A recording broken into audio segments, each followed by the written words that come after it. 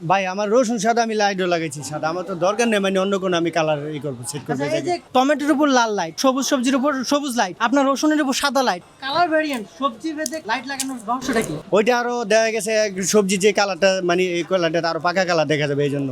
যে একটা সবজির রং উঠে গেছে বা রং খারাপ হয়ে গেছে, সেটা লাইট দিয়ে চকচক করানোর জন্য কি এটা দিচ্ছে? জি জি, ওটা আরো সৌন্দর্য বাড়ানোর জন্য। কালার লাগান নাকি কালার লাগান না? সবই কালার লাগান লাগে। কালার লাগাই দেই করে ভাই। কালার লাগালে বেচা কি হয়? কালারের জন্য না, ওই বেচা কিনার জন্য না, এখন কারণ বাজার হইছে কারণ খোঁজে। হ্যাঁ, কারণ বাজারে কারণ খোঁজে, কারণ খুঁজে। কারণ আছে এই লিগে কারণ বাজার। আচ্ছা, কারণটা কি আসলে চকচকা দেখানোর লাগে?